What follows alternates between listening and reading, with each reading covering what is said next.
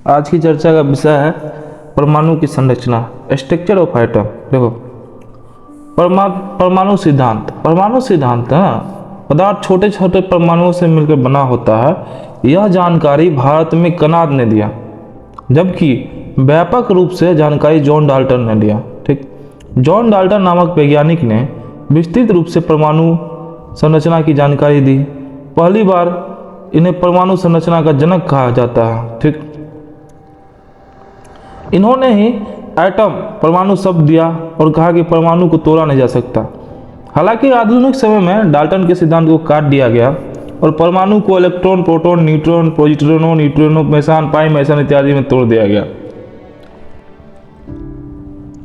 परमाणु के नाभिक में न्यूट्रॉन तथा प्रोटॉन पाया जाता है, जबकि इलेक्ट्रॉन बाहर कक्षा में चक्कर लगाता है। ठीक, देखो, परमाणु के मूल कण, ठीक ना, फंडामेंटल पार्टिकल्स ऑफ एटम, मतलब वैसा कण जिसके निर्माण में किसी अन्य कण की आवश्यकता नहीं होती है। इलेक्ट्रॉन एक मूल कण है, किंतु नाभिक मूल कण नहीं है। ठीक, तो मूल कण दो प्रकार के होते हैं, एक स्टेबल, एक अनस्टेबल। अस्थायी मूल कण यह परमाणु में अनिवार्य रूप से उपस्थित रहते हैं। इनकी संख्या 3 है, इलेक्ट्रॉन, प्रोटॉन और न्यूट्रॉन। अस्थायी मूल कण यह अनिवार्य रूप से परमाणु में उपस्थित नहीं रहते हैं।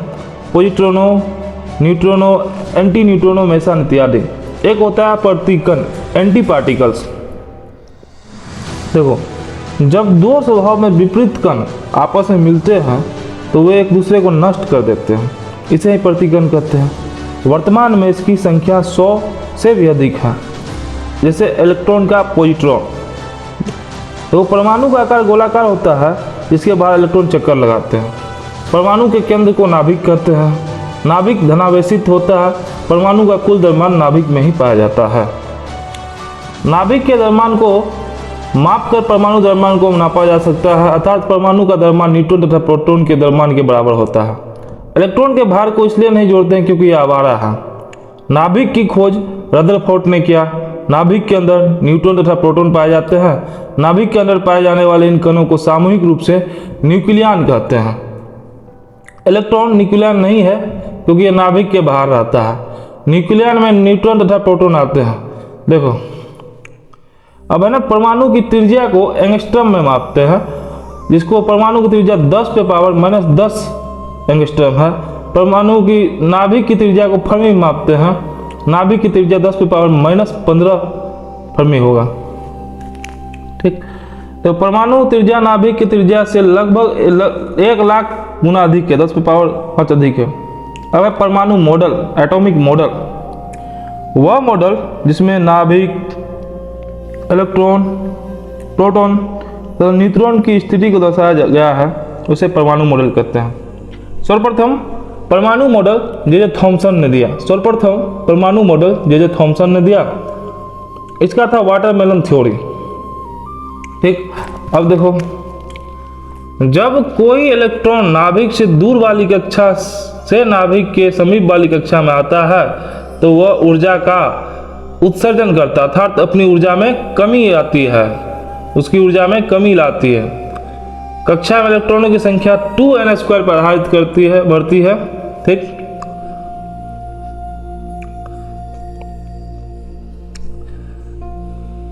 देखो, पहली कक्षा में 2, दूसरी में 8, तीसरी में 18, चौथी में 32। इलेक्ट्रॉन का खोज जे थॉमसन ने 1897 ईस्वी में किया।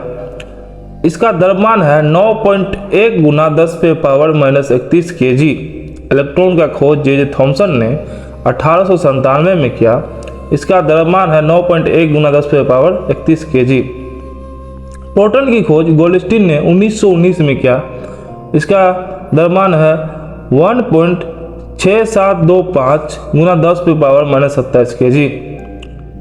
प्रोटॉन की खोज गोल्डस्टीन ने 1919 में किया। इसका द्रव्यमान है 1.6725 × 10⁻27 kg। न्यूट्रॉन की खोज चैडविक ने 1932 में किया। इसका है 1.6748 × 10⁻27 kg। न्यूट्रॉन पे नो चार्ज रहता है। देखो, भार किसका ज़्यादा होगा, न्यूट्रॉन, प्रोटॉन उसका इलेक्ट्रॉन का। भेदन क्षमता किसका ज़्यादा होगा, न्यूट्रॉन का, उसके बाद प्रोटॉन का, उसके बाद इलेक्ट्रॉन का। देखो इलेक्ट्रॉन, इसकी खोज जे थॉमसन ने 1897 ईस्वी में किया। इसे कैथोड किरण कहते हैं। इस पर ऋण आवेश होता है। इलेक्ट्रॉन पर आवेश का मान मिल्कन ने तेल बूंद विधि द्वारा ज्ञात किया। देखो इलेक्ट्रॉन पर आवेश का मान मिल्कन ने तेल बूंद विधि द्वारा ज्ञात किया। इलेक्ट्रॉन की ऊर्जा निम्नांकित सूत्र द्वारा की जाती है, जैसे E = -13.6 / n² गुना eV प्रति परमाणु। E = -13.6 बटा n² गुना eV प्रति परमाणु, जहाँ n कक्षा की संख्या को दर्शाता है, eV इलेक्ट्रॉन वोल्ट को दर्शाता है। 1 eV बराबर 1.6 गुने 10⁻⁻19 जूल। 1 इलेक्ट्रॉन वोल्ट बराबर 1.6 गुने 10⁻⁻19 जूल। निरपेक्ष द्रव्यमान, जब किसी कण का द्रव्यमान बिना किसी से तुलना के निकाला जाता है तो उसे निरपेक्ष द्रव्यमान कहते हैं, एब्सोल्यूट मास इसी को कहते हैं। निरपेक्ष द्रव्यमान 9.1 गुना 10⁻31 9.1 गुना 10⁻31 kg है, और यह 9.1 गुना 10⁻28 ग्राम होता है। जब सापेक्षिक द्रव्यमान 0.0054 AMU होता है। 0.00054 AMU सापेक्षिक द्रव्यमान रिलेटिव मास होता है। ठीक, देखो आवेश 1.6 गुना 10⁻19 कूलम। देखो हाइड्रोजन इलेक्ट्रॉन की ऊर्जा, H इलेक्ट्रॉन की ऊर्जा हमेशा ऋणात्मक होती है। ये जो भी बताया ना, ये इलेक्ट्रॉन के बारे में बताए थे। अब देखो परमाणु की इकाई,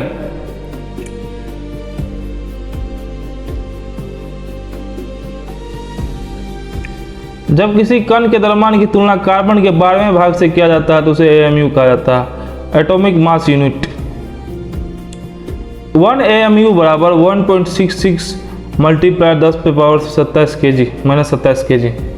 1 एटॉमिक मास यूनिट बराबर 1.66 गुने 10⁻⁻27 kg या 1.66 गुने 10⁻⁻24 ग्राम। प्रोटॉन, इसे एनोड किरण भी कहते हैं। इसका खोज गोल्डस्टीन ने 1919 में किया, जबकि इनका नामकरण रदरफोर्ड ने किया। इस पर धन आवेश होता है। प्रोटॉन पर आवेश plus 1.6 multiply 10⁻19 coulomb plus 1.6 into 10⁻⁻19 coulomb. Electron तथा प्रोटॉन पर आवेश की मात्रा समान होती है, किंतु उसकी प्रकृति विपरीत होती है। देखो न्यूट्रॉन, इसकी खोज जेम्स चैडविक ने 1932 ईस्वी में किया। इस पर कोई भी आवेश नहीं होता, इसी कारण इसकी खोज में अधिक समय लगा। इस पर कोई आवेश नहीं होता है। जब बेरिलियम धातु पर अल्फा कण से प्रहार कराई जाती है तो न्यूट्रॉन प्राप्त होता है। देखो बेरिलियम का सूत्र होता है 4Be⁻⁹ 4Be9 प्लस 2He4 बराबर 6C12 प्लस 0N1 न्यूट्रॉन का होता है।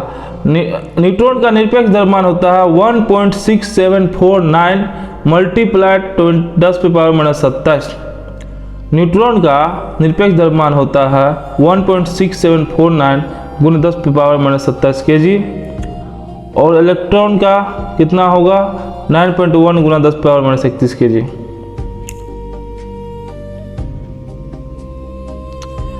इसका सापेक्ष द्रव्यमान होता है 1.0086 AMU। सापेक्ष द्रव्यमान 1.0086 AMU।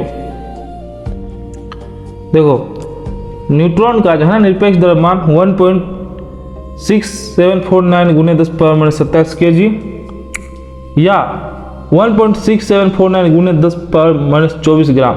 ठीक, इसका द्रव्यमान हाइड्रोजन के द्रव्यमान के बराबर होता है। किसका? न्यूट्रॉन का। इलेक्ट्रॉन, प्रोटॉन तथा न्यूट्रॉन में न्यूट्रॉन अस्थायी गुण को दिखाने लगता है। न्यूट्रिनो, इसकी खोज पाउली ने किया। इसका द्रव्यमान तथा आवेश शून्य होता है। न्यूट्रिनो, इसकी खोज पाउली ने किया। इसका द्रव्यमान तथा आवेश शून्य होता है। पॉजिट्रॉन, यह इलेक्ट्रॉन का एंटीपार्टिकल होता है। इसकी खोज एंडरसन ने किया। पॉजिट्रॉन, यह इलेक्ट्रॉन का एंटी पार्टिकल होता है। इसकी खोज एंडरसन ने किया। इसका द्रव्यमान तथा आवेश दोनों इलेक्ट्रॉन के बराबर होता है, किंतु इसकी प्रकृति विपरीत होती है।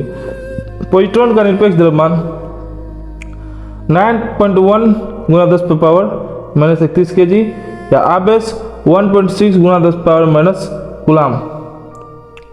ठीक, जब दो एंटी पार्टिकल दूसरे की ओर गति करते एक दूसरे को नष्ट कर देते हैं, ये बात तो मालूम ही है। अब आओ असली कहानी इधर शुरू होता है। देखो, प्रतिकण की अवधारणा ब्रिटेन के वैज्ञानिक पॉल डिरेक ने दिया था। प्रतिकण की अवधारणा ब्रिटेन के वैज्ञानिक पॉल डिरेक ने दिया था। देखो, मैसन, इसकी खोज युकावा ने किया। मैसन की खोज युकावा ने किया। यह 3 प्रकार के होते हैं, पॉजिटिव पाई मैसन, निगेटिव पाई मैसन और न्यूट्रल पाई मैसन। बोसोन, इसकी खोज सत्येंद्रनाथ बोस ने किया। Higgs Bose equal to God particle, Higgs Bose equal to God particle.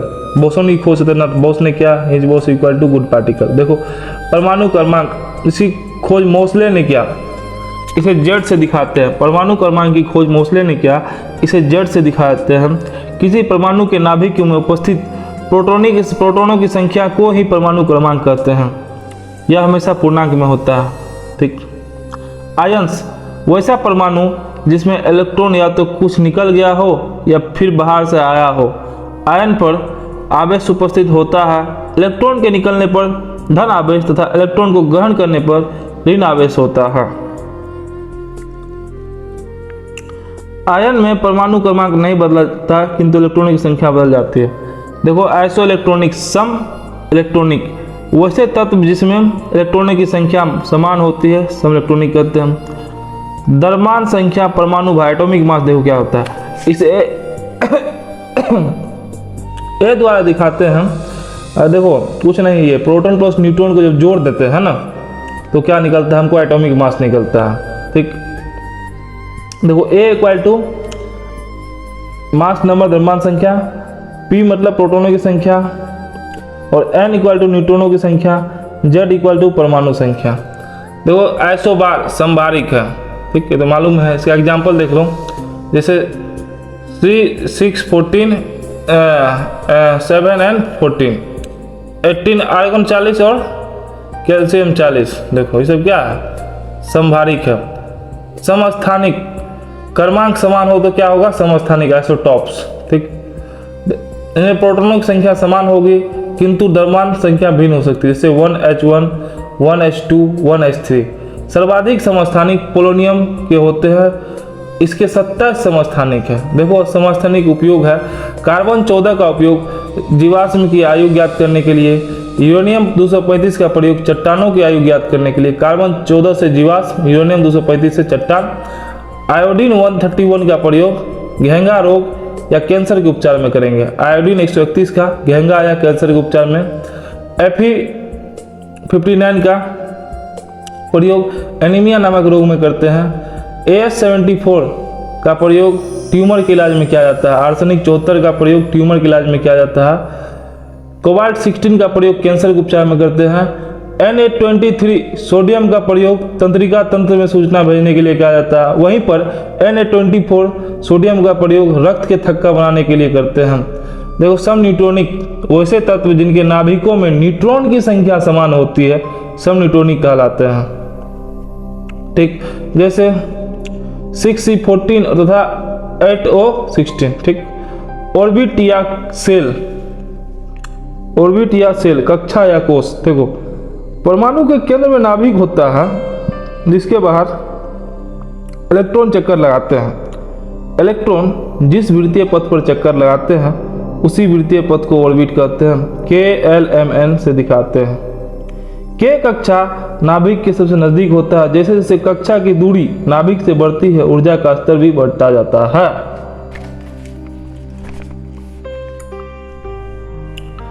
देखो, हाँ, ये तो मालूम ही है ना। K कक्षा को कक्षा संख्या n से दिखाएंगे, L को 2 से, M को 3 से, N को 4 से। K में कितना होगा, 2, L में 8, M में 18 और N में 32। देखो, ऑर्बिट्स, कक्षक, कक्षक क्या होता है ना, कक्षा के बाहर इलेक्ट्रॉनों का बादल बन जाता है, जिसे कक्षक कहते हैं। कक्षक की संख्या उपकक्षा में इलेक्ट्रॉनों की आधी होती है। कक्षक की जो संख्या है ना, उपकक्षा में इलेक्ट्रॉन की आधी होती है। एक कक्षक में अधिकतम 2 इलेक्ट्रॉन होते हैं। कक्षक में इलेक्ट्रॉन हुंड के नियम के अनुसार बढ़ते हैं। इस नियम के अनुसार कक्षा में पहले एक एक करके इलेक्ट्रॉन प्रवेश करता है, उसके बाद विपरीत चक्रण में इलेक्ट्रॉनों का जोड़ा बनना प्रारंभ होता है। मतलब वो डिब्बा में जो भरते हैं वही है, ठीक है ना। तो इसमें लोग कहते हैं कक्षक की संख्या उपकक्षा में इलेक्ट्रॉनों की संख्या से आधी होती है, वही बात है, ठीक है। इसको ऐसे समझो ना कि इससे कक्षक हो गया ना, कक्षक क्या हो गया तुमको, देखो यहाँ पे हाँ, उपकक्षा क्या हो गया, SPDF है ना, इससे आधा हो। वैसे S में 2 गो है ना, तो इसका कक्षक का 1 डिब्बा बनेगा, ऐसे इसको समझो। अब है अपवाह का नियम। देखो अंतिम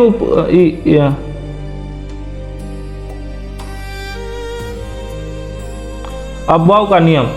अपवाह जर्मन भाषा का विज्ञान अपवाह जर्मन भाषा का शब्द है जिसका अर्थ होता है रचना करना, ठीक। तत्वों का इलेक्ट्रॉन विन्यास को, इलेक्ट्रॉनिक कॉन्फ़िगरेशन को बनाना ही अपवाह का नियम है। 1s 2s 2p 3s 3p 3d 4s 4p 4d 4f 5s 5p 5d 5f 6x 6p 6d 6f, यही हो गया, ठीक ना। इतना ही है, कुछ नहीं है। देखो इसका कुछ अपवाद है, जैसे क्रोमियम और कॉपर, इसका अपवाद है, ये इसके नियम को फॉलो नहीं करता। क्रोमियम और कॉपर इसके नियम को फॉलो नहीं करता, अपवाह के रूल को पालन नहीं करता है। क्रोमियम और कॉपर अपवाह का नियम को पालन नहीं करता। क्वांटम संख्या कुछ नहीं है, वह संख्या जो इलेक्ट्रॉन की बिल्कुल सटीक स्थिति बताता है, मतलब इलेक्ट्रॉन की पूरी जानकारी दे देगा। बताइए, आधार कार्ड है ये इलेक्ट्रॉनों का। जैसे देखिए यहाँ पे 4 प्रकार के होते हैं क्वांटम नंबर: मुख्य quantum number, principal quantum number, द्विगंशी quantum number, azimuthal quantum number, चुंबकीय quantum number, magnetic quantum number, spin चक्रण क्वांटम नंबर। देखो मुख्य क्वांटम नंबर कक्षा को दर्शाएगा, ठीक। वहीं एजीमुथल द्विगंशी उपकक्षा को दर्शाएगा, और यही मैग्नेटिक कक्षक को दर्शाएगा, डिब्बा को, और चक्रण उत्तीर्ण को दर्शाएगा, मतलब चक्रण को, स्पिन क्वांटम नंबर उसको दर्शाएगा, ठीक है। देखो एक चीज याद रखना, जैसे कक्षा होता है ना, कक्षा में हो गया 2n² से भरते हैं KLMN, उसी प्रकार उपकक्षा में 4 का अंतराल होता है SPDF। जैसे S में 2 गो होगा तो P में उसके 4 ऐड करके 6, D में फिर 4 ऐड करके 10 और F में 14 होगा, ठीक है। इस बात को याद रखना। अब देखो मुख्य क्वांटम नंबर या प्रिंसिपल क्वांटम नंबर यह इलेक्ट्रॉन की कक्षा को दर्शाता है, अर्थात नाभिक से दूरी को भी दर्शाता है और ऊर्जा के स्तर को भी दर्शाता है, ठीक। प्रिंसिपल क्वांटम नंबर को n से डिनोट करते हैं, इसलिए n = 1 2 3 हो जाएगा, ठीक ना। प्रिंसिपल क्वांटम नंबर का मान कभी भी शून्य नहीं हो सकता, ये बात याद रखना। प्रिंसिपल क्वांटम नंबर का मान कभी भी शून्य नहीं हो सकता है। देखो एक होगा द्विगंशी या एजीमुथल क्वांटम नंबर, यह इलेक्ट्रॉन के उपकक्षा को दर्शाता है, यह इलेक्ट्रॉन के उपकक्षा को दर्शाता है। एजीमुथल क्वांटम नंबर को L से डिनोट करते हैं, इस प्रकार L = n-1। S उपकक्षा के लिए L कितना होगा 0, P उपकक्षा के लिए L = 1, D उपकक्षा के लिए कितना होगा L = 2, F उपकक्षा के लिए कितना होगा L = 3, ठीक है ना। चुंबकीय quantum number, magnetic quantum number, यह कक्षक को दर्शाता है, इसे m से डिनोट करते हैं, इसको m से डिनोट करेंगे। क्वांटम संख्या उपकक्षा के गति को बताता है।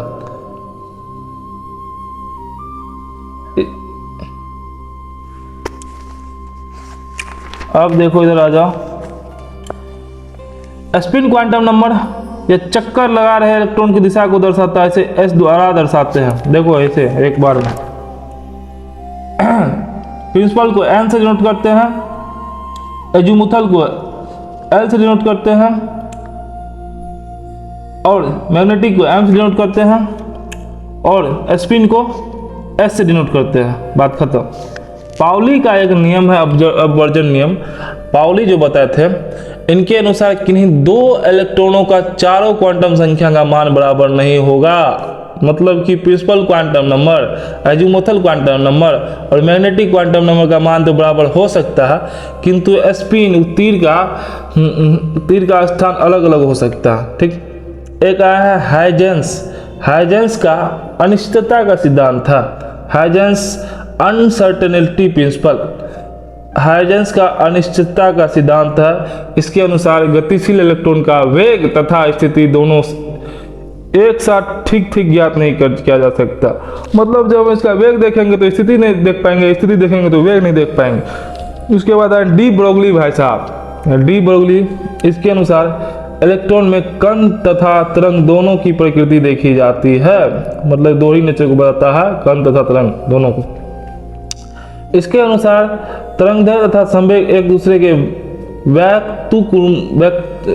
व्युत्क्रमानुपाती होते हैं, मतलब कि inversely proportional. Lambda equal to h m v, जहाँ पे एच क्या है, प्लांक नियतांक है, याद रखना बस इसको कि lambda equal to h m v, जहाँ पे एच क्या है, प्लांक नियतांक है। देखो हुंड का नियम क्या है कि कक्षा में इलेक्ट्रॉन को भरने से संबंधित है। इतना याद रखना कि पहले एक एक करके भरेंगे, फिर वहाँ शुरू से आएंगे, फिर दोबारा भरेंगे, ऐसे खत्म करेंगे। कोर इलेक्ट्रॉन क्या होता है, बाह्यतम कक्षा को छोड़कर अंदर वाली सभी कक्षाओं में उपस्थित इलेक्ट्रॉनों को कोर इलेक्ट्रॉन कहते हैं। इसकी ऊर्जा कम होती है। कोर इलेक्ट्रॉन क्या है, बाहरी को छोड़ दो, भीतरी को गिन लो। बाहर वाला कक्षा को छोड़ के भीतर वाला कक्षा को गिनना कोर इलेक्ट्रॉन हो गया। ठीक है।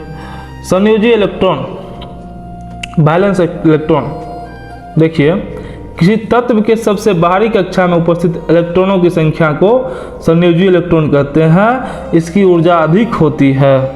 संयोजी इलेक्ट्रॉन की संख्या 1 से लेकर 8 तक होते हैं। कोई भी तत्व अपने बाह्यतम कक्षा में 8 इलेक्ट्रॉन रखना चाहता है, सीधा सा बात है भैया।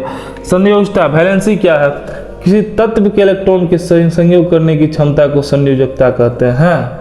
वैलेंस इलेक्ट्रॉन के आधार पर किसी तत्व की संयोजकता निकाली जाती है। केस 1 है कि यदि संयोजी इलेक्ट्रॉन 1 2 3 4 है तो क्या होगा, मतलब जितना इसका संयोजकता होगा ना उतना इसका संयोजी इलेक्ट्रॉन होगा।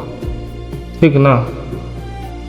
जैसे मान लो इसका एग्जांपल क्या है कि एल्युमिनियम 13 है ना, तो 2 3 8 है, इसका संयोजकता 2 8 3 है ना, इसका बाहरी कक्षा में कितना 3 है, तो इसका संयोजकता भी 3 होगा। इसमें कुछ नहीं, देखो 1 2 और 3 जहाँ रहेगा ना क्या करता है, त्याग देता है। क्या करेगा, त्याग देगा, तो इसको संयोजकता बोलते संयोजी इलेक्ट्रॉन होता है। देखो केस दूसरा है ना, यदि संयोजी इलेक्ट्रॉन 5 6 7 8 है तो संयोजकता में क्या करेंगे, 8 से माइनस कर देंगे। जैसे देखो ऑक्सीजन 8 का है ना, तो पहला कक्षा में 2 जाएगा, दूसरा कक्षा में 6 जाएगा। इसका संयोजकता निकालना होगा ना, तो 8 में से 6 को माइनस कर देंगे बराबर 2। मतलब ये क्या करेगा, ले लेगा इलेक्ट्रॉन बाहर से, लाओ हमारा। ठीक है। हीलियम को छोड़कर सभी भी अक्रिय गैसों की संयोजकता 0 होती है। देखो संयोजकता में क्या होता है, जिसका संयोजकता 1 2 3 है तो मेटल है, 4 है तो धातु अधातु दोनों है, मेटल और मेटल दोनों है, 8 है तो क्या है, अक्रिय है। रेडियो एक्टिविटी, इसको ध्यान से सुनो। वे तत्व जो प्रकृति में स्वतः विघटित होते रहते हैं रेडियो सक्रिय तत्व कहलाते हैं। उनमें निकलने वाली किरणें रेडियो सक्रिय किरणें कहलाती है तथा यह गुण रेडियो सक्रियता को कहलाता है। देखो परमाणु क्रमांक 8 3 यानी कि 83 के बाद सभी तत्व रेडियो सक्रिय होते हैं। रेडियो सक्रियता की खोज फ्रांस के वैज्ञानिक हेनरी बेकुरल ने वर्ष 1896 में किया था। रेडियो एक्टिविटी का खोज फ्रांस के वैज्ञानिक हेनरी बेकुरल ने किया था। ऑक्टेट रूल हम सबको मालूम है कि बाहरी कक्षा में 8 इलेक्ट्रॉन को रखना होता है, चाहे वह कक्षा कोई भी क्यों ना हो। देखो ऑक्टेन रूल को पूरा करने के लिए धन आयन तथा ऋण आयन का निर्माण होता है। आयन बनने के बाद तत्व अस्थायी हो जाता है क्योंकि ऑक्टेन संरचना का प्राप्त कर लेता है। जैसे देखो O8 है ना, तो 2 + 2 और 6 है तो 8 पूरा हो गया ना। जैसे इसमें क्या होगा, देखो 2 + 6 है ना, तो 2 को क्या कर लेगा, ये मतलब कि ले लेगा, माने इस पर क्या हो जाएगा -2 चार्ज आ जाएगा, ठीक है ना। जैसे देखो एगो है सोडियम का 11 है, तो 2 8 1 है ना, तो ये क्या करेगा बताओ, इसका 1 है तो इस पर क्या आ जाएगा प्लस चार्ज आ जाएगा, एक को बोलेगा चल भाग यहाँ से, तो इस पर प्लस चार्ज आ जाएगा, मतलब एक इलेक्ट्रॉन ने क्या किया है भैया त्याग दिया है, तो प्लस चार्ज आ जाएगा। आयंस देखो, किसी तत्व पर उपस्थित आवेश की मात्रा को आयन कहते हैं, कैटायन और एनायन। कैटायन क्या होता है पॉजिटिव, एनायन क्या होता है निगेटिव, बात खत्म है, ठीक है। ये याद रखना कि माइनस कर दिया है तो भैया एगो ले लिया है, और प्लस है तो दे दिया है एगो, चलो खत्म हो गया। देखो अभी चैप्टर में पढ़े थे ना स्ट्रक्चर ऑफ एटम, इसी में कुछ वैज्ञानिक का नाम याद रखना कि परमाणु सिद्धांत कौन दिया था, कनाद। जॉन डाल्टन ने इसको विस्तृत किया था। अब देखो इसमें क्या होता है, नाभिक का खोज कौन करता है, रदरफोर्ड। नाभिक का खोज रदरफोर्ड। परमाणु मॉडल कौन दिया था, सर्वप्रथम परमाणु मॉडल जे थॉमसन ने दिया था, इसका वाटरमेलन थ्योरी था। परमाणु मॉडल कौन दिया था, जे थॉमसन, इसका वाटरमेलन थ्योरी था। अब देखो अब कौन कौन है, इलेक्ट्रॉन का खोज जे थॉमसन 1897 में, प्रोटॉन का खोज गोल्डस्टीन 1919 में, न्यूट्रॉन का खोज चैडविक 1932 में, ठीक। अब देखो ये तो हो गया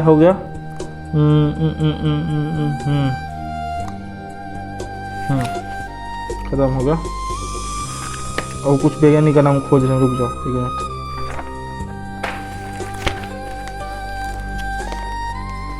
हाँ जैसे किसका देखो, इधर देखो एंटी पार्टिकल है ना, तो एंटी पार्टिकल का जो है ना, देखो न्यूट्रॉन का खोज जेम्स चैडविक किया था, तो मालूम ही है। न्यूट्रॉन की खोज पाउली ने किया था। न्यूट्रिनो की खोज पाउली, न्यूट्रिनो की खोज पाउली ने किया था। अब पॉजिट्रॉन की खोज एंडरसन ने किया था। पॉजिट्रॉन की खोज एंडरसन ने किया था। पॉजिट्रॉन की खोज एंडरसन ने किया था। पॉजिट्रॉन की खोज एंडरसन ने किया था। प्रतिकण की अवधारणा ब्रिटेन के वैज्ञानिक पाल डिरेक थे। प्रतिकण की अवधारणा कौन दिया था, पाल डिरेक ब्रिटेन का वैज्ञानिक था। मेसॉन की खोज यूकावा। बोसोन का खोज अपना भारत का सत्येंद्रनाथ बोस। अब देखो अब है ना क्या कहते हैं, अब कौन है, पोलोनियम का सबसे ज़्यादा होता है। और वैज्ञानिक कहाँ है साला, वैज्ञानिक कहाँ है, वैज्ञानिक अफवाह का तो क्या था, जर्मन भाषा का था, इलेक्ट्रॉनिक कॉन्फ़िगरेशन को बताता है, बाउ का नियम। अब देखो प्रिंसिपल क्वांटम नंबर हो गया। अब आगे चलो,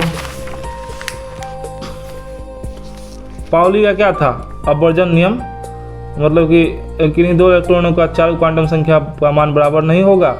और हाइजेंस का क्या था, अनिश्चितता का सिद्धांत था, मतलब इलेक्ट्रॉन का वेग स्थिति दोनों एक साथ ठीक ज्ञात नहीं किया जा सकता है। डी ब्रोगली का क्या था, यही कि इलेक्ट्रॉन का कण और तरंग दोनों प्रकृति को दिखाई इलेक्ट्रॉन में। इसका क्या था, लैम्डा बराबर hmv, मतलब जहाँ पर h क्या है, प्लांक नियतांक है। देखो अब हून का नियम क्या था, वही डिब्बा में सरियाते हम लोग, ठीक। अब कहाँ है कोई वैज्ञानिक है इधर। रेडियो सक्रियता का खोज कौन किया था, हेनरी बेकुरल ने। कहाँ की थी, फ्रांस की थी, 1896 में किया था खोज। चलो अब हो गया समाप्त।